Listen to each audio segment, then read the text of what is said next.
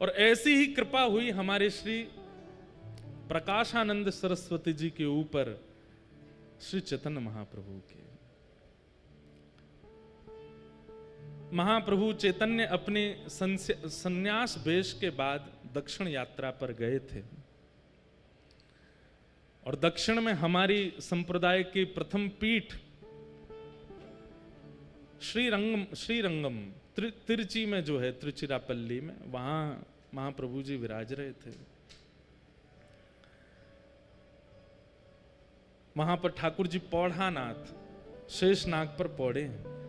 कभी कभी हम प्राचीन संतों की बातें सुनते हैं तो मन में एक भाव आता है, कितनी संप्रदायों में समरसता है।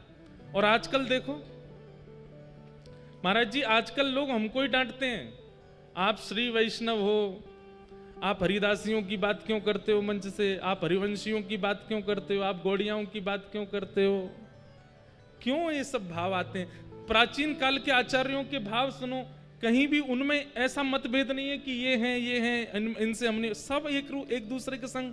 अब हरिराम व्यास जी, वो तो स्वामी श्री हरदास जी के पास इतने विराजमान रहते, जबकि स्वयं हितरवंश महाप्रभु के अनुयायी। अपने पुत्र को तो दीक्षा ही उन्होंने स्वामी जी से दिलवाई। एक प्रसंग आता है कि स्वामी जी, हितरवंश महाप्रभु, रूप सनातन गोस्वामी आदि आदि ये सब लोग गिरिराज जी आए, यहाँ पर 56 भोग हुए थे, तो श्री गोसाई विठलनाथ जी ने 56 भोग में सबको आमंत्रित किया, सारे रसिक जन यहाँ पर आए।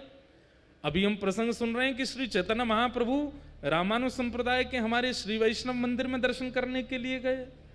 तो पहले इतनी समरसता थी संप्रदायों में, आचार्यों में, अब पता नहीं क्यों मतभेद होता जा रहा है, और ये अच्छा नहीं है। देखिए, आपको अगर भगवत प्राप्ति आपका उद्देश्य है तो फिर ये इस प्रकार के पक्ष विपक्ष में मत रहिएगा। हम श्रेष्ठ हैं, वो अश्रेष्ठ हैं, हमारे यहाँ ऐसा, उनके यहाँ ऐसा, वो नहीं करना चाहिए, ये नहीं सुनना चाहिए, ऐसा नहीं। सबके भाव रखो। चैतन्य महाप्रभु दक्षिण गए। श्रीरंगम श्री रंगनाथ भगवान पौढ़ानाथ उनके आंगन में खड़े हैं महाप्रभु चैतन्य, और जैसे ही कपाट खुले, महाप्रभु जी की स्थिति ऐसी थी। अभी हम जगन्नाथपुरी के पास राउल केला से कथा करके आए हैं, तो महाप्रभु जी के भाव अभी तक चित्त में हैं। महाप्रभु जी की स्थिति ऐसी थी कि कोई कृष्ण कह भर दे, नेत्रों से अश्रु नहीं प्रकट होते थे। कहते हैं अश्रुओं की पिचकारी निकलती थी नेत्रों से, और वो जिस पे पड़ जाती थी उसके चित्त में भी कृष्ण प्रेम प्रकट हो जाता था। ऐसे महाप्रभु, सोचो उनकी दशा, जब वो मंदिर में जाते होंगे, ठाकुर जी को देखते होंगे, तो उनकी स्थिति क्या होती होगी। जैसे ही कपाट खुले श्री रंगनाथ भगवान के, चैतन्य महाप्रभु ने जैसे ही मुखमंडल का दर्शन किया, उत्ताल नृत्य करने लगे, भुजाएं उठा करके नृत्य कर रहे हैं, नाच रहे हैं, गा रहे हैं, आनंद उत्सव मना रहे हैं, नेत्रों से अश्रुपात। ये दो भावों का एक जगह दर्शन होता था। मुखमंडल पर तो विरह दिख रहा है और शरीर की स्थिति परम आनंद की होती थी। यह है भक्ति का स्वरूप। कभी कभी मन में आता है कि जब ज्ञान आता है ना, तो बाहर दिखने लगता है कि ये ज्ञानी व्यक्ति है। अहंकार आता है तो अहंकार दिखने लग जाता, अहंकारी व्यक्ति है। कामी व्यक्ति का काम दिखने लग जाता है। भक्त की भक्ति क्यों नहीं निकल के आती है?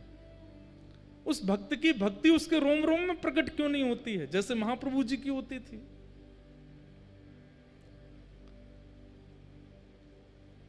चैतन्य महाप्रभु भाव नृत्य कर रहे थे। अब वहां कोई उनको कुछ समझ रहा है, कोई उनको कुछ समझ रहा है, लेकिन श्री रंगनाथ भगवान की आरती कर रहे श्री वेंकट भट्ट जी, गोपाल भट्ट जी के पिताजी, जिन्होंने श्री राधारमण लाल जी को प्रकट किया, ऐसे श्री गोपाल भट्ट जी के पिताजी श्री वेंकट भट्ट जी रंगनाथ प्रभु की आरती करने के बाद जैसे ही उन्होंने दर्शनार्थियों की ओर देखा प्रसाद वितरण के लिए, और दर्शनार्थियों में जैसी उनकी दृष्टि पड़ी श्री महाप्रभु चैतन्य पर, आप विश्वास नहीं करेंगे उनको क्या अनुभव हुआ। चैतन्य महाप्रभु को देखकर के उनके पलक झपकनी भूल गई, अपनी जिस अवस्था में थे उसी अवस्था में रह गए अंदर गर्भगृह में वेंकट भट्ट जी। और थोड़ी देर में वो क्या देखते हैं कि चैतन्य महाप्रभु तो अंतर ध्यान हो गए, साक्षात नारायण नृत्य कर रहे हैं महाप्रभु जी के रूप में। और वे अपने नेत्रों पर विश्वास नहीं कर पा रहे, अपनी आंख मीटते हैं, खोल के देखते हैं तो चैतन्य महाप्रभु हैं। और जैसे ही थोड़ी देर देखते हैं तो थोड़ी देर में ही गौर चैतन्य महाप्रभु श्याम हो जाते हैं और मानो जैसे नारायण ही नृत्य कर रहे हैं। जैसे ही गर्भगृह में देखते हैं तो गर्भगृह में देखते हैं कि ठाकुर जी शेष शैया पे हैं ही नहीं, वो तो बाहर नृत्य कर रहे हैं। कभी दोनों युगल नृत्य करते हैं, कभी एकांत में चैतन्य महाप्रभु नृत्य करते हैं। इस स्थिति को देख करके श्री वेंकट भट्ट जी पहचान गए कि ये कोई सामान्य नहीं है। इनके नृत्य को कोई सामान्य समझ रहा होगा, इनके भाव को कोई कुछ समझ रहा होगा, पर ये सामान्य नहीं है, क्योंकि मुझे जो अनुभव हुआ मैं कैसे कहूं। बंधुओं, जब किसी महापुरुष का दर्शन करते हैं ना, तो उनका दर्शन करके उनके रूप, उनकी चाल, उनके पहनाव, उनके तिलक आदि, इन सबको अगर आप देख रहे हो तो अभी कुछ दिखा नहीं। अच्छा सुनो, हमारे बाबा गाते होंगे हरिप्रिया जी के पद, हरिप्रिया जी के पद सुने होंगे आपने। हरिप्रिया जी पुरुष थे, सब छोड़ करके गिरिराज जी आ गए। राधा कुंड में उनके गुरुदेव विराजमान रहते थे,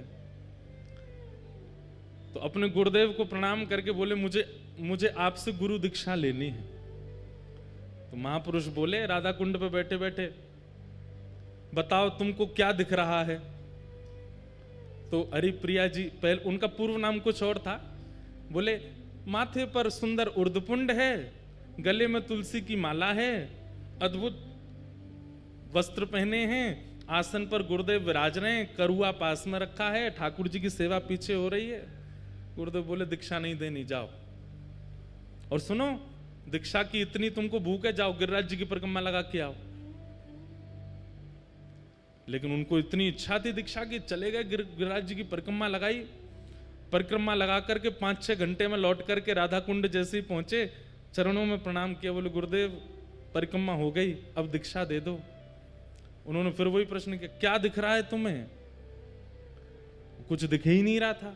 बोले माथे पर उर्द पुंड है, गले में तुलसी माला है, नीचे वस्त्र पहने हैं, पीछे ठाकुर जी की सेवा है, बगल में राधा कुंड है, इधर श्याम कुंड है, आदि आदि। फिर से जाओ परिक्रमा लगा के आओ, एक और परिक्रमा लगाओ। निष्ठा इतनी थी उनकी कि थके हारे थे, लेकिन फिर से चले गए परिक्रमा में। अब की बार उनको 6 की जगह 9 घंटे लग गए परिक्रमा करते करते, पैरों में छाले पड़ गए। 2 परिक्रमा में ये हालत हो जाती है। बेचारे गिरते पड़ते जैसे तैसे आए, प्रणाम किया, गुरुदेव अब दीक्षा दे दो। पूछे अब क्या दिख रहा है तुम्हें? तो रोने लगे, बोलो मुझे कुछ नहीं दिख रहा, मुझे वही दिख रहा है, तिलक है, गले में कंठी माला है नीचे। बोले सुन, एक परिक्रमा और लगा के आ। तीसरी परिक्रमा की स्थिति कैसे बन जाएगी हमारे, जबकि गिरिराज जी में बाबा हैं, 3 परिक्रमा लगा में, लेकिन उनकी भाव दशा देख करके आप घबरा जाओगे। एक परिक्रमा में हमारी हालत खराब होती है। गुरुदेव बोले जाओ एक परिक्रमा और लगा के आओ। गुरु आज्ञा मान करके चले तो गए, लेकिन गुरु की आज्ञा पर संशय नहीं किया, गुरु की आज्ञा पर बिल्कुल विचार नहीं किया, अपने पैरों के फोड़ों पर, पैरों में छालों पर चिंता नहीं की। गुरु आज्ञा कर रहे हैं, कुछ तो होगा, निकल गए। तीसरी बार जैसे वो जाने लगे तो उनके गुरुदेव पीछे बैठे बैठे देख रहे थे, उनके चरण की ओर देखा, छाले पड़े हैं, स्थिति चलने की नहीं है, और मैंने परिक्रमा की आज्ञा दी है, 22 किलोमीटर लगा के आनी है, तब दीक्षा मिलेगी, और ये चल दिया। तुरंत मन में आ गया भाव, श्री जी यहाँ पे कृपा करो। अब जैसे ही वो गिरिराज जी की परिक्रमा में गए तो उनको पहले तो लोग दिख रहे थे, पहले तो माताएं दिख रही थी, पहले तो भाई लोग दिख रहे थे। अब पता, अब लिख रहा है कि सब सहचरियां हैं, सब किसी के हाथ में चंवर है, किसी के हाथ में बीड़ा है, किसी के पास कुछ है, किसी के पास, सब अलग अलग दिख रहे हैं। साक्षात गिरिराज जी ऐसे लग रहे मानो कोई निकुंज भवन है, या कि कोई अटारी पर कभी श्री जी आ रही हैं, कोई अटारी पर श्याम सुंदर आ रहे हैं, कभी कहीं से मोर बोल रहे हैं, कहीं कहीं वीणा बज रही है, कहीं पर बंशी बज रही है। अब पूरी दृष्टि ही बदल गई। 24 घंटे लगे उनको और वृंदावन में संपूर्ण ब्रज का दर्शन कर लिया, संपूर्ण निकुंज लीला का दर्शन कर लिया। लौट करके जैसे ही अपने गुरुदेव के पास आए, प्रणाम किया, बोले लाला अब क्या दिख रहा है? तो अपने गुरुदेव को देख के कहते हैं, एक सखी विराज रही है, सुंदर नथनी पहनी है, कानन में कुंडल है, नेत्रन में काजल लगे हैं, सुंदर चुनरी ओढ़ी है, पीछे दर्पण है, बहुत सुंदर मणिमंडित नीचे सब फर्श है, यहां श्याम कुंड है, यहां राधा कुंड है, और मेरे गुरुदेव की गोद में प्रिया प्रियतम दोनों विराजमान है। जैसे ये दर्शन हुए तब उनको स्वीकार किया और उनका नाम रखा है श्री हरि प्रिया। उनके बड़े पद रसिक जन गाते हैं, एक आध दिन हम भी गाएंगे कथा में, श्री हरि प्रिया। मैं क्या बताना चाह रहा हूं आपको कि ब्रज में रहने वाले रसिक महापुरुष अगर इनके मन में आ गई कि याकू ब्रज को अनुभव होना चाहिए तो हो जाएगा। आपके अनेक प्रयासों से नहीं होगा, आपके अथक प्रयासों से नहीं होगा, किसी रसिक के मन में आ गई कि इसको ब्रज प्राप्त हो तो हो जाएगा।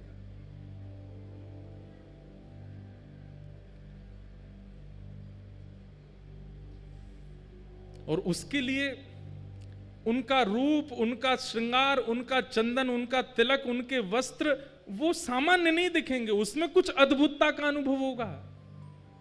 और जब तक वो अद्भुतता नहीं, जबरदस्ती की मत देखियो, कोई महापुरुष जा रहे हैं तुम जबरदस्ती ये तो देखो नथनी पहन के जा रहे हैं, कानन, जबरदस्ती नहीं देखना है। आपकी दृष्टि पड़ी और अपने आप दृष्टि में कुछ ऐसा भाव है, जरूरी नहीं सहचरी भाव में ही दिखें, किसी अन्य भाव में भी दिख सकते हैं। और तब तक वो भाव प्रकट नहीं होगा जब तक आपका साधन, आपका सेवा, आपकी रसिकन की संग ये सुदृढ़ नहीं होगी, तब तक ये दर्शन नहीं होगा। हम आप सब तो सही बताएं, जबरदस्ती बस आ गए वृंदावन में, हम लोगों को अनुभव है ही नहीं रहे होने की भी। गोपाल भट्ट जी के पिताजी वेंकट भट्ट जी ने महाप्रभु जी को देखा। श्री रंगनाथ भगवान की निज सेवा करने वाले वेंकट भट्ट जी बाहर आए और आकर के हाथ जोड़ के कहा, आप कौन हैं? मैं जब से आपको देख रहा हूं मेरे नेत्र आपसे हट नहीं रहे। आप में एक दैवी आकर्षण है जो मुझे खींच रहा है अपनी ओर। मैं नित्य नारायण की सेवा करता हूं, मेरा उनके प्रति जो ध्यान रहता है वैसा ध्यान मेरा आज तक किसी व्यक्ति विशेष के प्रति हो ही नहीं सकता, पर मुझे जैसी भावना उनमें लगती है वैसी आप में लग रही है। आप कौन है? तब महाप्रभु जी ने अपना परिचय दिया। बोले हम अभी विरक्त वेश में हो गए हैं और दक्षिण दर्शन करने के लिए आए हैं, तो यहां पहुंच गए। वेंकट भट्ट जी ने निवेदन किया, बोले कि आप बस एक कृपा कर दीजिए, क्या कहाँ रहेंगे यहाँ पर? कोई निवास स्थान? बोले अभी तो कुछ नहीं। बोले हमारे घर चलिए ना, वहीं विराजिएगा, हम पर कृपा कर देना। ये वृंदावन महिमामृत की रूपरेखा बता रहे हैं, कैसे निर्माण हुआ वृंदावन महिमामृत। चैतन्य महाप्रभु वेंकट भट्ट जी के घर गए। वेंकट भट्ट जी के सुपुत्र हैं श्री गोपाल भट्ट। भगवान की गुण मंजरी। महाप्रभु जी जैसे ही घर पहुंचे, उनकी पत्नी, उनके रिश्तेदार सबने महाप्रभु जी का दर्शन किया, लेकिन जैसे ही श्री गोपाल भट्ट जी ने दर्शन किया, गोपाल भट्ट जी तो मानो जैसे उनकी भी स्थिति ऐसी हो गई, पलक झपकना भूल गए, पैर धर कहीं रहे, जा कहीं रहे, देख करके अपने अपने अपने वश में अपना शरीर नहीं है, ऐसी स्थिति हो गई।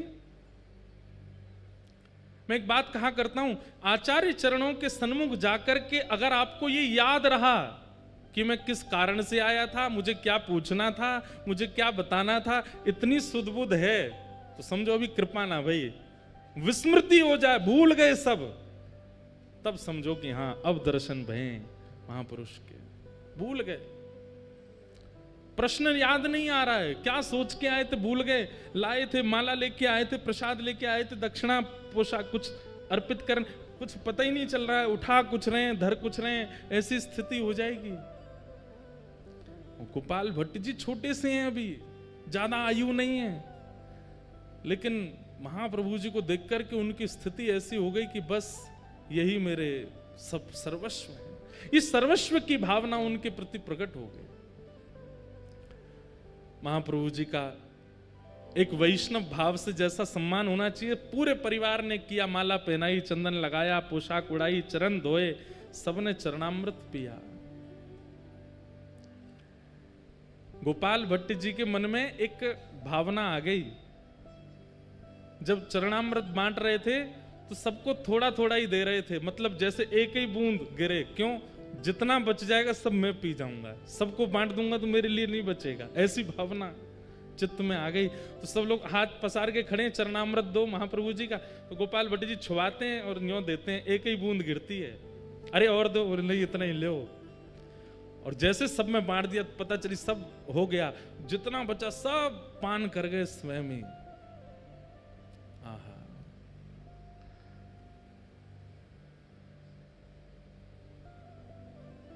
गोपाल भट्ट गोस्वामी पर कृपा हुई, खूब सत्संग हुआ, आनंद हुआ। अगले दिन श्री चैतन्य महाप्रभु प्रस्थान करने के लिए तैयार हुए। वेंकट भट्ट जी ने निवेदन किया, बोले कि महाप्रभु जी आप कहां जा रहे हैं? बोले अब यात्रा हो गई हमारी, अब आगे चलेंगे। बोले आज आषाढ़ शुक्ल एकादशी है, आज से चातुर्मास प्रारंभ हो रहा है, आपका प्रथम विरक्त वेश है, अब आप नहीं जा सकते यहां से, 4 महीना तो हिल नहीं सकते। और पूरा घर नृत्य करने लगा। चैतन्य महाप्रभु चिंता में बैठे, बोले कि ये क्या हुआ, आज से चातुर्मास प्रारंभ हो गया, मुझे तो याद ही नहीं था। और सबसे प्रसन्न होकर के झूम रहे हैं श्री गोपाल भट्ट गोस्वामी, छोटे से। बोले ये तो हम पर कृपा करने के लिए ऐसा योग बना है कि आप भूल गए और वो दिन आ गया कि अब आपको यहीं रहना पड़ेगा। महाप्रभु जी बोले कैसे बताऊं कि गोपाल भट्ट तुम गुणमंजरी हो, तुम ही वृंदावन में श्री राधा रमण जी को प्रकट करोगे। और राधा रमण प्रकट करता पर 1 आध 2 दिन 4 दिन की कृपा नहीं, यहां तो 4 महीना एक रसिक, एक महापुरुष की कृपा होगी, दृष्टि होगी, आस्वादन होगा, संग मिलेगा, तभी तो श्री गोपाल भट्ट जी प्रकट करेंगे। श्री गोपाल भट्ट की हृदय वेदना प्रगट्यो शाले ग्राम, रूप सुधा को खान हमारो श्री राधा रमण जी। इतनो प्यारो ठाकुर मिलो है, क्योंकि महाप्रभु जी की। और देखिए कृपा भी कहां, दक्षिण में जाकर के श्री वेंकट भट्ट जी के यहां रंगनाथ मंदिर के पुजारी के घर के बालक के ऊपर। वृंदावन स्वयं चुनता है, आप वृंदावन को नहीं चुनते। वृंदावन को अगर आपको चुनना होगा तो आपको रसातल से ले आया जाएगा, क्योंकि आओ भाई वृंदावन में रहो, तुम वृंदावन के हो। महाप्रभु जी 4 महीने वहां विराजे। वेंकट भट्ट जी के छोटे भाई थे, उनका नाम था प्रबुद्ध भट्ट। वे बहुत पहले ही घर परिवार छोड़ के संन्यास आश्रम उन्होंने ग्रहण कर लिया था। परम विद्वान, परम ज्ञानी, और काशी में विराजमान थे।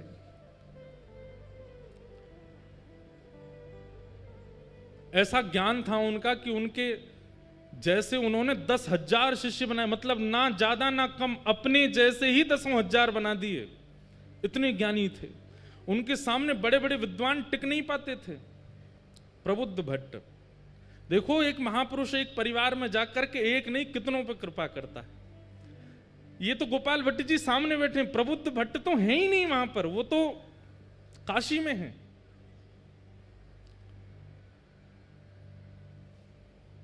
कभी कभी अपने घर की पूछते थे क्या चल रहा है घर पर, तो उन्होंने पूछताछ करी, भैया हमारे दक्षिण में हमारे परिवार में सब आनंद मंगल है। कोई गया था दक्षिण से, उसने जाकर के बताया, बोले महाराज आनंद मंगल, आपके यहाँ तो वेद पाठ आदि सब बंद हो गए, आपके यहाँ पे नित्य पूजा आदि यज्ञ हवन होम होते थे, सब बंद हो गया। अब तो एक ही चीज होती है, बोले क्या, भुजा उठा के हरि हरि बोलो, हरि हरि बोलो, सब प्रेम से बोलो, हरि बोलो, ये सब होता है।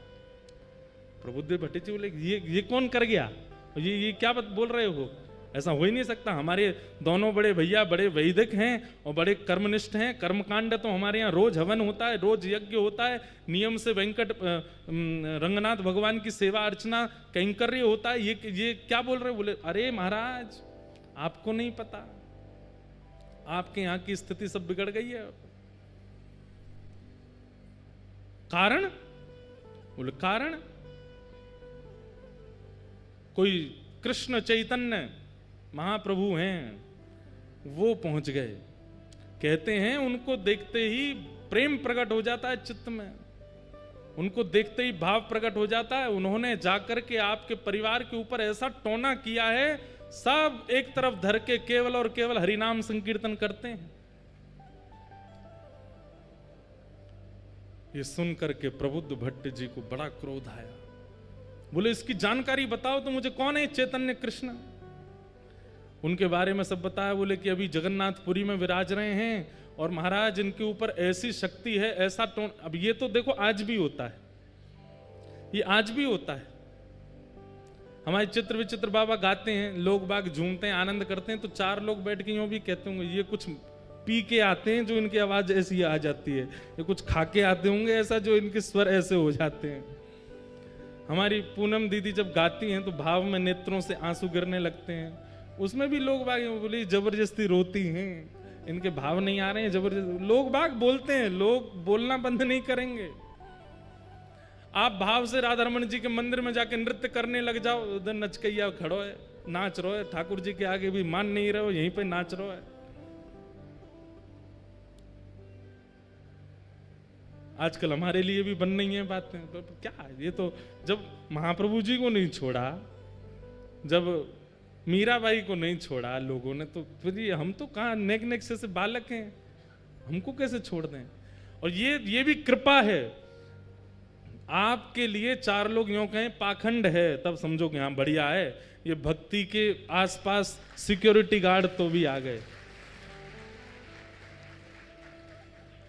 हमारे प्रेमानंद जी महाराज बेचारे कैसा राधा नाम प्रचार कर रहे हैं, उनके पीछे भी लोग पड़े रहते हैं, कुछ ना कुछ बोलते रहते हैं, कहते रहते हैं, करते रहते हैं। परंतु ये बात मान लीजिएगा, ये आपकी भक्ति की सिक्योरिटी हो रही है, अच्छा है। भ्रात श्री प्रबोधानंद जी कहते हैं, भ्रातः तिष्ठ टले टले विटपिनाम ग्रामेषु भिक्षाम अटः। नहीं, श्री रूप गोस्वामी कहते हैं, स्वच्छंदम पिबयामुनम जलमलम चीराणि कंथाम कुरु सम्मानम कलयाति घोर गरलम नीचपुमानम शुद्धा। वृंदावन में तो आपकी निंदा होने लग जाए तो समझो अब भक्ति सुरक्षित है, अब भक्ति बढ़िया हमारी, अब यहाँ पे कोई की आंच नहीं आवेगी, बढ़िया है। बाहर खड़े हैं चार पहरेदार, बहुत सम्मान होने लग जाए तो घबरा जाना कि कहीं हमारा नाम ना छूट जाए। तो प्रबुद्धानंद जी ने जैसे ही सुना, अच्छा प्रकाशानंद नाम हो गया था उनका, प्रकाशानंद जी ने जैसे सुना, अच्छा इसने मेरे घर जाकर के सबको, बोले हमारा वो गोपाल भट्ट उसकी क्या स्थिति है, वो तो बालक है, वो तो ठीक है, उसको बुला दो। बोले उसकी तो पूछो ही मत, वो तो दिन रात रोते रहते हैं। बोले दिन रात, बोले ठाकुर जी को नहीं, चैतन्य महाप्रभु को याद करके रोते हैं। प्रकाशानंद जी बोले ढूंढो इसको, कहाँ है। बोले ये तो अभी वहां हैं जगन्नाथपुरी में, इनको पत्र लिखो। पत्र लिख करके चैतन्य महाप्रभु को भेजा। और क्या लिखते हैं पत्र में,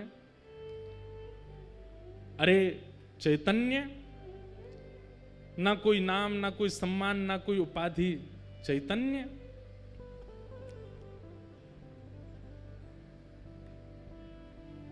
सन्यासी हो, सुना है हमने, लेकिन सन्यासी होकर के तुम बहुत नाचते हो, उछल उछल करके नाचते हो, गाते हो, ये सन्यासियों का स्वरूप है।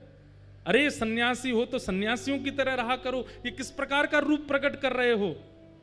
सन्यासियों को तो बहुत भाव से रहना चाहिए। और सन्यासियों का निवास स्थान जगन्नाथपुरी नहीं होता, सन्यासियों का निवास स्थान वृंदावन नहीं होता। सन्यासी ऐसे घूमते डोलते नहीं रहते हैं। सन्यासी तो गंगा ज्ञान के तट पर काशी में विराजते हैं, वेदों पर मनन करते हैं, शास्त्रों पर चिंतन करते हैं, लोगों को वेद शास्त्र पढ़ाते हैं। ये सन्यासियों का। और तुम क्या कर रहे हो? ये नाच नाच करके और दुनिया में कृष्ण नाम की, ये सन्यासी का स्वरूप नहीं होता।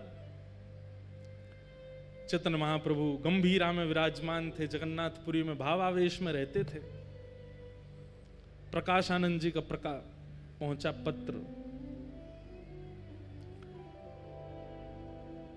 पत्र पढ़कर के शिष्यगण सब सुनाने लगे। और जैसे ही उसमें भाव सुने, इतना आक्षेप सुना, अपने बारे में इतनी निंदा सुनी, महाप्रभु जी प्रसन्न हो गए। जय हो जय हो जय जगन्नाथ। महाप्रभु जी की बड़ी कृपा, महाप्रभु जी का बड़ा अनुग्रह है। अरे भैया आज तो उत्सव होना चाहिए, लड्डू बांटो लड्डू बांटो। अच्छा है। जय हो हमारे गोपेश बाबा की जय हो। गौ माता की पूरे ब्रजमंडल में और पूरे भारतवर्ष में सेवा के प्रकल्प को लेकर के खूब महाराज जी सजग रहते हैं। ऐसे हमारे महाराज जी को बारंबार प्रणाम। क्या बता रहा था मैं? सुनो सुनो, इधर देखो, क्या बता रहा था मैं? हैं? हाँ, पत्र आया, लड्डू बांटो, रबड़ी बांटो। और संघ के जितने महाप्रभु जी के अनुयायी थे सब बोलने लगे, आप तो महाप्रभु हैं, पर हमको कितनी पीड़ा हो रही है ये पत्र पढ़ के।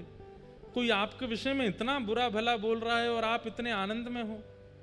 महाप्रभु जी बोले, नहीं नहीं, ये रक्षा है, ये भक्ति की रक्षा है, ये भाव की रक्षा है, ये हमारी सेवा की रक्षा है। ये रक्षा तो होती रहनी चाहिए। अच्छा है। मैं बहुत दिन से प्रयास कर रहा था, विचार कर रहा था, इतने प्रेमी ही प्रेमी मिल रहे हैं, कोई हमको निंदा करने वाला नहीं मिल रहा। बहुत अच्छा, ठाकुर जी ने चुन के भेजा। ये पत्र संभाल के हमारे कक्ष में रखो।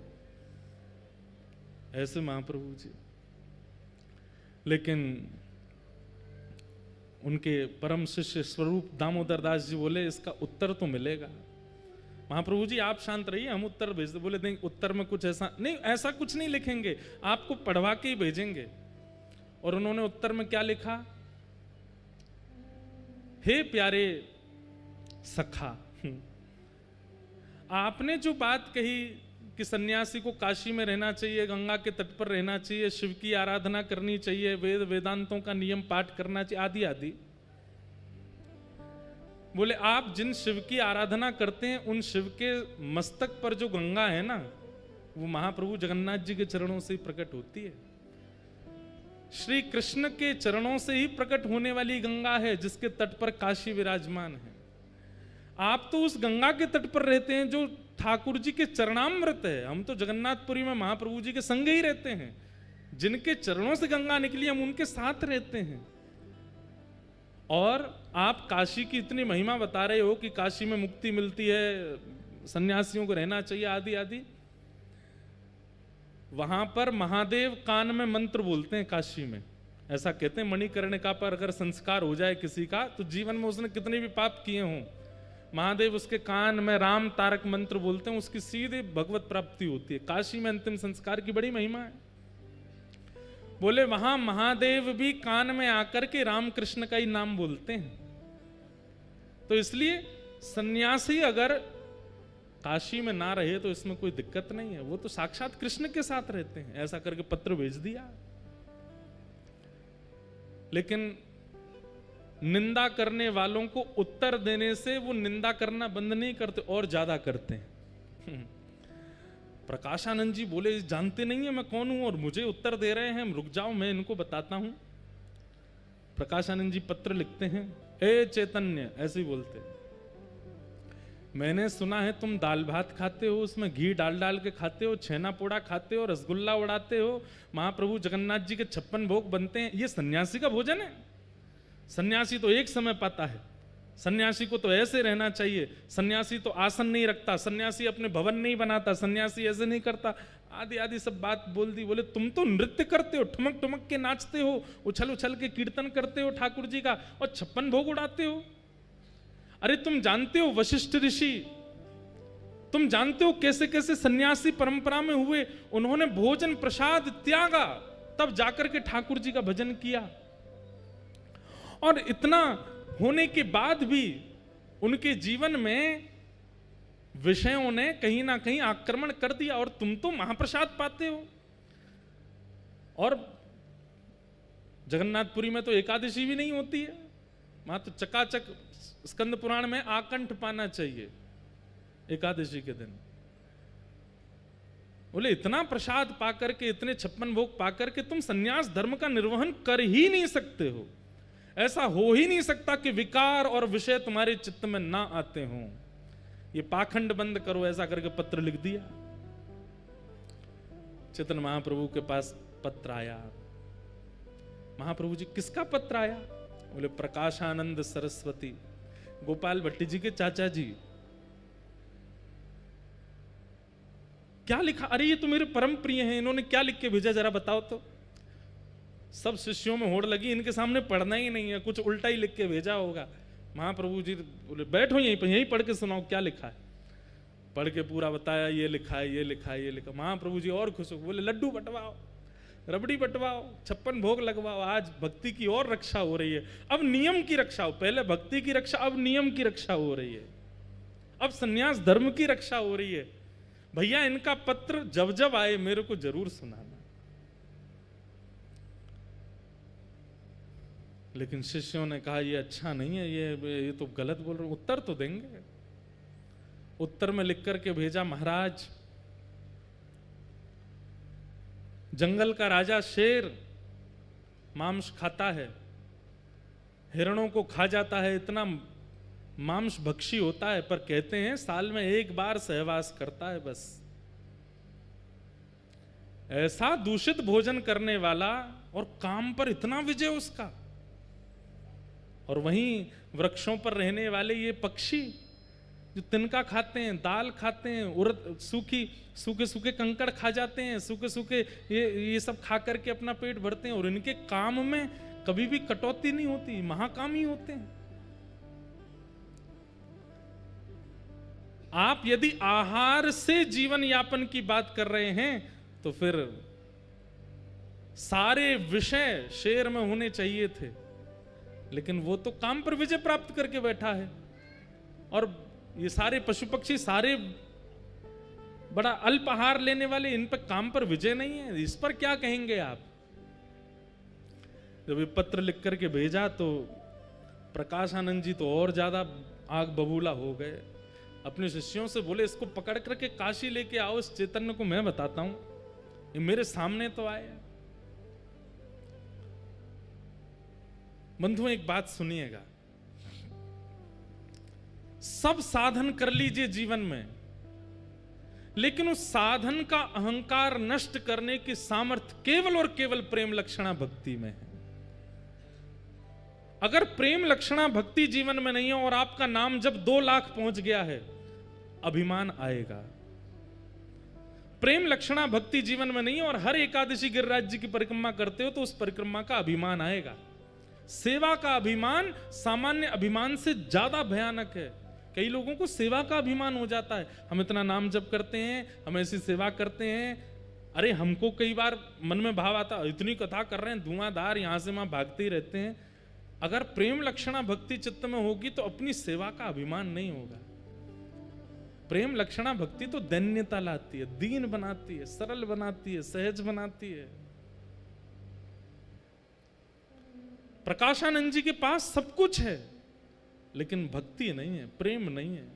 उनको वेद वेदांत कंठस्थ याद हैं, जहां से जब चाहे उस श्रुति का पाठ शुरू कर देते हैं, लेकिन प्रेम भक्ति नहीं है। लेकिन कृपा तो इन पर करनी है, और वो समय आया। ये पत्रों से आदान प्रदान तो बहुत दिनों तक चलता रहा, बहुत निंदा करने लगे सब जगह महाप्रभु जी की, लेकिन एक बार समय आया। क्या? महाप्रभु जी काशी पधारे और तपन मिश्र नाम के एक भक्त थे, उनके यहां महाप्रभु जी विराजमान थे। इनको पता चला प्रकाशानंद जी को कि वही कृष्ण चैतन्य काशी आया है। बोले इसको कैसे भी करके मेरे सामने ले आओ। ये मेरे सामने आया नहीं और मैंने अपने वेद वेदांतों के बाणों से इसका पर्दाफाश कर दूंगा। ऐसे ऐसे बात। अब सोचो कितना घनघोर वैष्णव अपराध इनसे बन रहा है। वैष्णव अपराध के दो ही निधान हैं। पहला निधान तो बहुसंख्या में वैष्णव यदि क्षमा कर दें तो वैष्णव अपराध दूर होगा, या जिसके प्रति वैष्णव अपराध बना है वो क्षमा कर दे तो वैष्णव अपराध दूर होगा। इतना भयानक वैष्णव अपराध बन गया था इनसे। अब महाप्रभु जी को इनके पत्रों से चिंता होती थी। क्या चिंता होती थी कि बोले भैया इनको गति कहां मिलेगी, ये जिस तरीके की भाषा बोलते हैं, जितना अपमान करते हैं, भले ही कुछ नहीं है लेकिन कृष्ण नाम तो बोलते ही हैं, इनकी गति कैसे होगी। अब महाप्रभु जी ने मन बनाया कि मुझे इनसे एक बार तो मिलना है। लेकिन कैसे मिलन हो।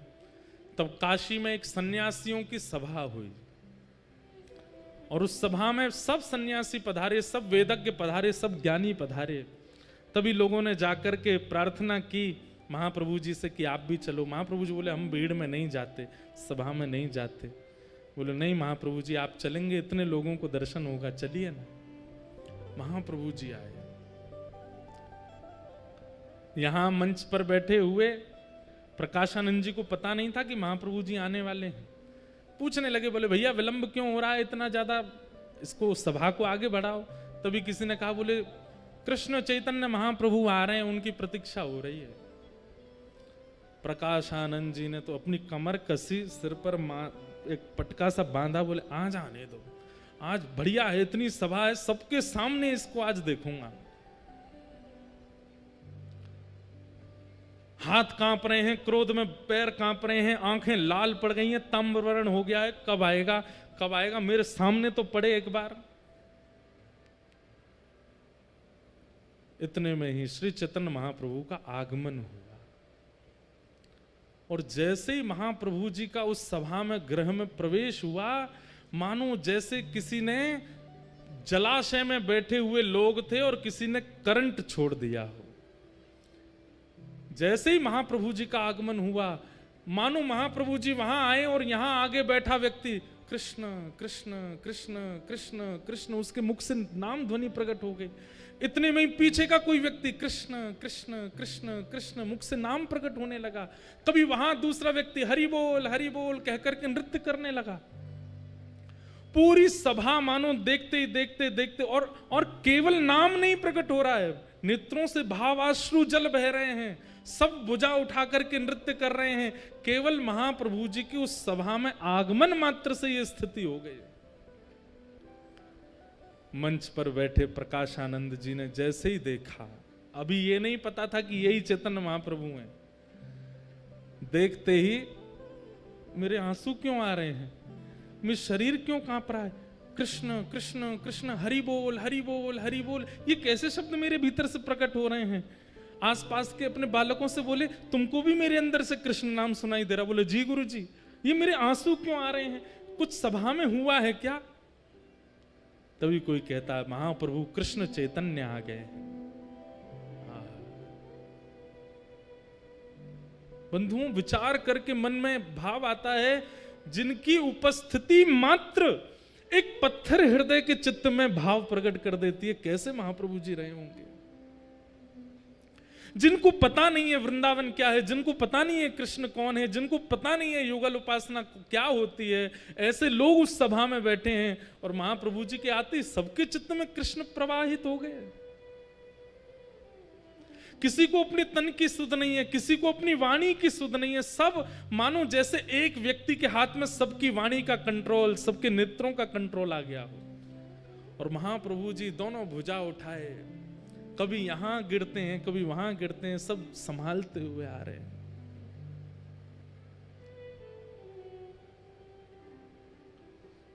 प्रकाशानंद जी अपने क्रोध विरोध को तो भूल गए, मुख से नाम प्रकट हो गया, नेत्रों से आंसू प्रकट हो गए। और तभी चैतन्य महाप्रभु आए और आकर के ऐसे ही नीचे सभा में ही एक जगह सी बना दी लोगों ने। अच्छा, एक बात मैंने पढ़ी कि लोग बाग स्पर्श करने जाते थे महाप्रभु जी का, तो संग में जो उनके गोस्वामी आदि सब रहते थे वो स्पर्श नहीं करने देते थे। क्यों? क्योंकि ऐसी भाव साम्राज्य में रहते थे महाप्रभु जी, अगर किसी ने स्पर्श कर लिया तो वो सह नहीं पाएगा। अपने आप ही पहले जगह कर दी, भैया दूर दूर बैठो, इनका स्पर्श मत करना। महाप्रभु जी आकर के बैठ गए और भाव से बैठ करके सब सन्यासियों को प्रणाम किया, सबके चरण रज को अपने माथे से लगाने लगे। पता नहीं प्रकाशानंद जी को क्या हो गया, लोग बाग प्रकाशानंद जी को देख रहे हैं कि अब ये क्या बोलेंगे, लेकिन प्रकाशानंद जी तो अत्यंत भाव में आ गए, उठ करके नीचे आए, बोले जय हो। आप नीचे क्यों बैठ गए, ऊपर आइए ना। नहीं नहीं, मेरा स्थान यहीं ठीक है। तो जैसे कोई नीचे बैठ जाए तो उसको पकड़ के ऊपर लाते हैं, तो जैसे ही हाथ पकड़ा महाप्रभु जी का, सब बोले ये नहीं करना था इनको, और जैसे ही स्पर्श किया है, हाँ कृष्ण हाँ कृष्ण हाँ कृष्ण कह करके वहीं गिर पड़े प्रकाशानंद जी। शरीर पूरा कंपन होने लगा, नेत्रों से आंसू गिरने लगे। महाप्रभु जी ने किसी से कहा इनको संभालो। सुनने में इस स्थिति को हम अनुभव ही नहीं कर पाएंगे जो स्थिति होती थी।